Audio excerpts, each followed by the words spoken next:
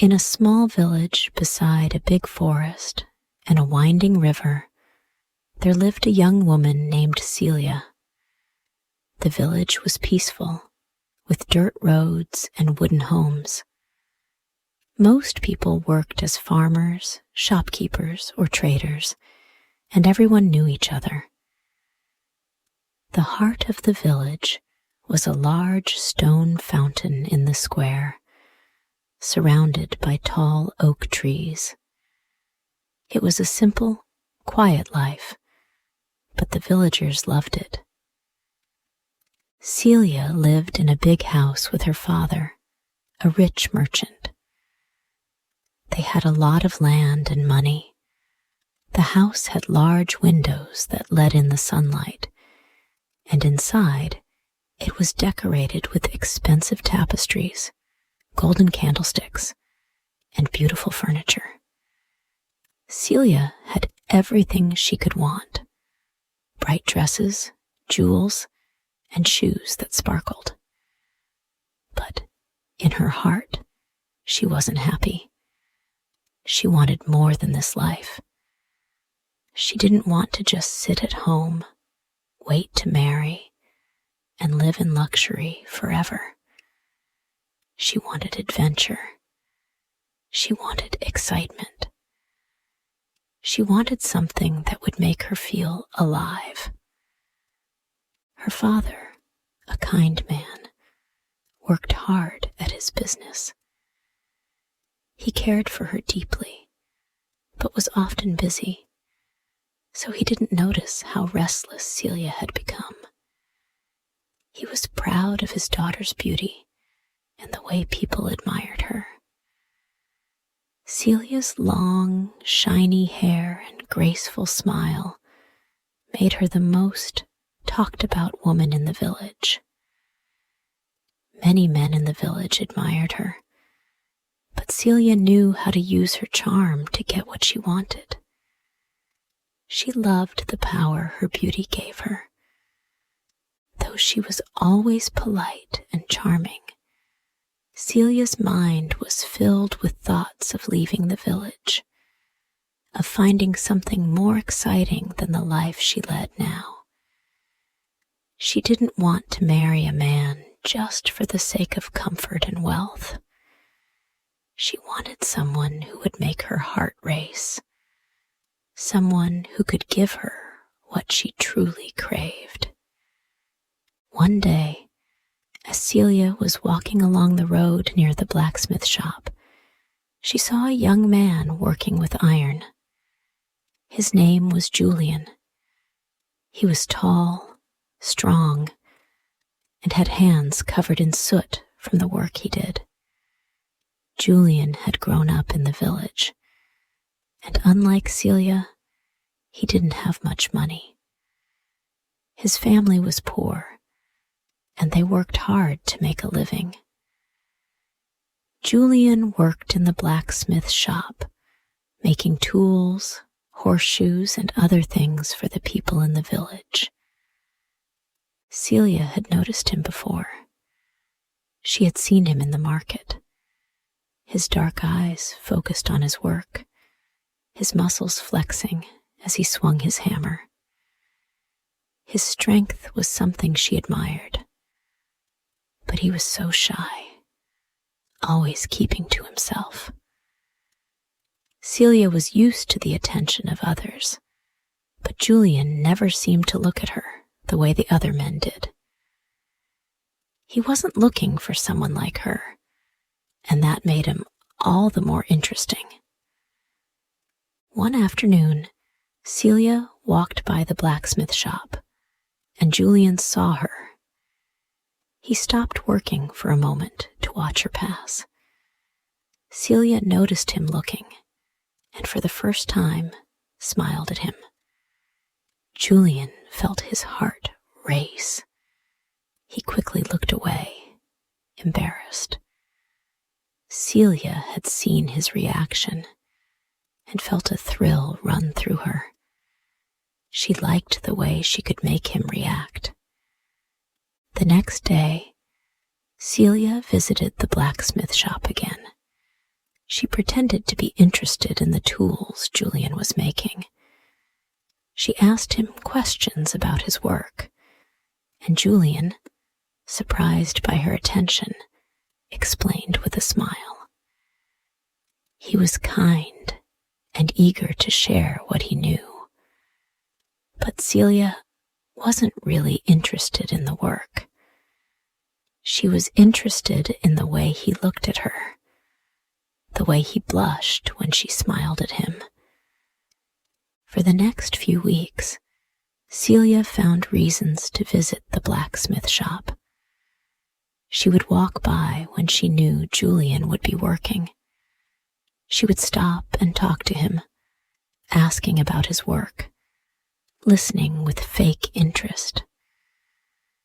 Every time, Julian's face would light up, and he would tell her more than she really needed to know. As the days went on, Julian started looking forward to Celia's visits. He admired her beauty and charm, but he also saw something else in her. She was smart and confident, and he was drawn to her in a way he couldn't explain. He found himself working harder, hoping that by showing his skill and strength, he might win her attention. Celia, on the other hand, began to grow bored of Julian. He was kind, yes, but he didn't have the excitement or wealth that she longed for. While he worked in the forge, she began to think of someone else, someone who could give her the adventure she was craving. That someone was Luca. Luca was a trader who visited the village once a month.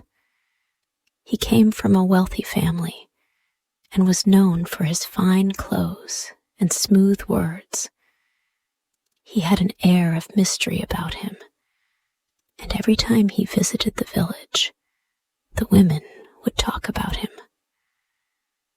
Luca was always polite and friendly, and he enjoyed the attention he received from the village women.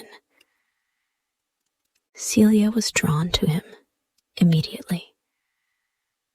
She could tell that Luca had the kind of life she dreamed of. He was wealthy, confident, and seemed to have everything.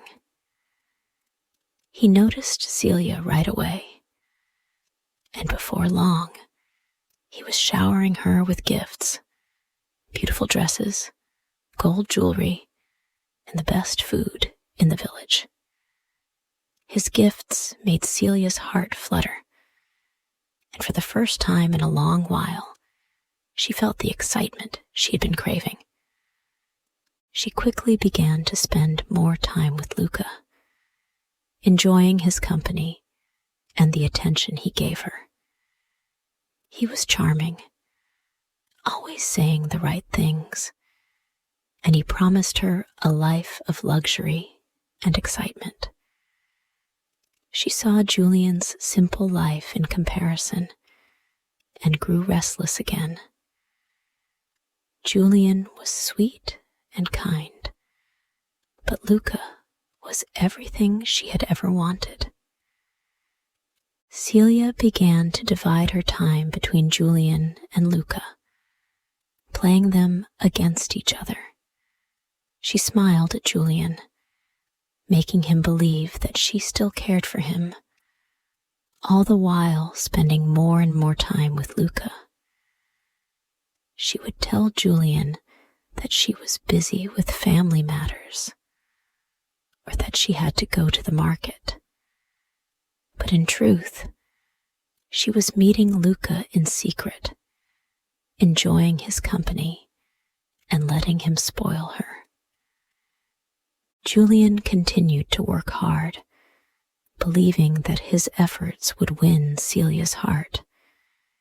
He didn't know that she was seeing someone else. Celia's attention to him started to fade, and he began to feel confused. He tried harder to impress her, but she didn't seem as interested anymore. Still, he clung to the hope that she would notice him again. One evening, while the sun was setting and the air was cool, Celia told Julian that she needed to stay home to take care of her father. Julian was happy to help, thinking that this would give them a chance to talk more. But Celia had no intention of staying home. She quickly slipped away from her house and made her way to the village inn. There, Luca was waiting for her. Luca greeted her with a smile that made Celia's heart race. She loved the way he made her feel important. He had arranged for a quiet corner in the inn where they could talk without anyone noticing them. He showered her with sweet words and expensive gifts, promising her a life filled with everything she wanted. As the night went on, they shared more than just words. Celia, caught up in the moment, allowed herself to be swept away by Luca's charm. His touch, his kisses, felt different from anything she had known before. She had been looking for excitement, and now she had found it in Luca. He was everything Julian wasn't: wealthy, mysterious, and full of passion. The next morning, when Celia returned home, she felt a mixture of excitement and guilt. She had betrayed Julian. She knew it, but she didn't care. In that moment, she felt alive, and nothing else seemed to matter. Julian was still working hard, unaware of what had happened, still believing that Celia cared for him. Days passed, and Julian noticed the change in Celia. She seemed distant and cold, no longer giving him the attention she had before. Her smiles were not as warm, and when they did speak, it was brief and formal. Julian couldn't understand what had happened. He tried to make sense of it, but nothing seemed right. One afternoon, while working at the forge, Julian heard whispers from some of the villagers. They spoke about seeing Celia with Luca at the inn. Julian's heart sank. He didn't want to believe it, but the more he thought about it, the more it made sense. He remembered the way Celia had seemed so happy whenever she saw Luca, and now he understood why she had been acting differently. The next day, Julian went to Celia's house, hoping to talk to her. When she saw him, she tried to hide her surprise, but Julian could tell she was nervous. He asked her, gently but firmly, if the rumors were true. Celia hesitated, then played her usual role, pretending to be innocent. "I don't know what you mean, Julian," Celia said, looking down at her hands. "There's nothing going on." But Julian could see through her. He had spent enough time with her to know when she was lying. He felt betrayed, hurt, and confused. The woman he had trusted and cared for had used him, played with his feelings for her own selfish reasons. He felt foolish for believing she truly cared for him. "I thought you loved me," Julian said. his voice full of pain. "But you never did you?" Celia looked away, unable to meet his eyes. She had no answer. Julian turned and walked away, his heart heavy with sadness. He knew now that Celia had never loved him. She had only used him when it was convenient, and now he was nothing more than a memory to her. The days that followed were difficult for both of them. Julian couldn't bear to stay in the village any longer. The thought of seeing Celia every day, knowing what she had done, made his heart ache. He decided to leave the village and start over somewhere else.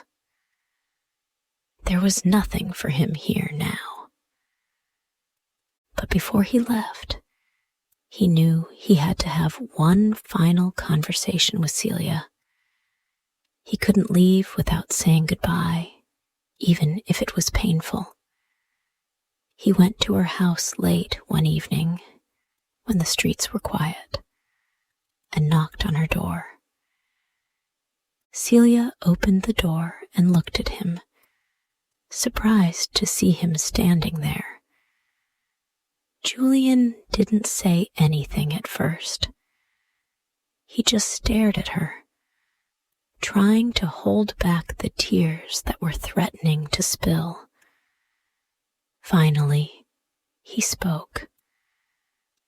"I know what you've been doing," he said, his voice barely above a whisper.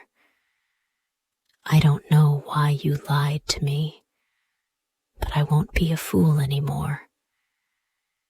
Celia looked at him, her expression unreadable. "Julian, I never meant to hurt you," she said, though there was no emotion in her voice. She was calm, detached, as if the pain she had caused didn't matter to her. "But I was never in love with you. I was just using you." The words hit Julian like a slap to the face. He had hoped for something different, but the truth was clear now. Celia had never cared about him, and he had been nothing more than a plaything for her.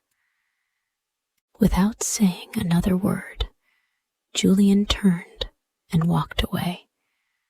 He didn't look back. He couldn't. His heart was broken, and the pain of what had happened was too much to bear. He left the village that night, never to return again.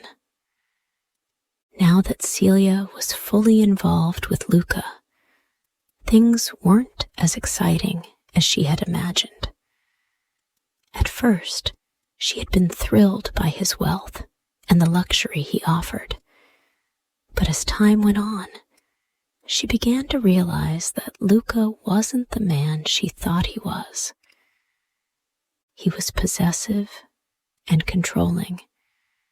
He wanted her to be with him all the time, and he became angry whenever she showed any sign of wanting freedom.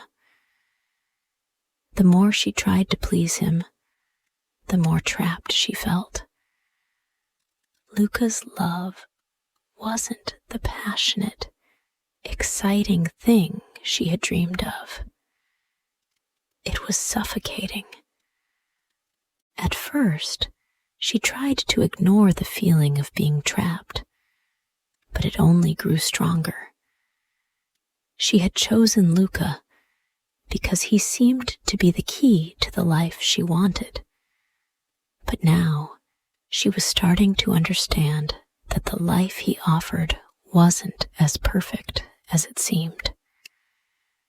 He was obsessed with her, and that obsession made her feel even more alone. She began to long for the simpler life she had once had with Julian. even though she had pushed him away. But it was too late. Julian was gone, and now Celia had no one left who truly cared for her. Esther, Celia's best friend, watched all of this from a distance.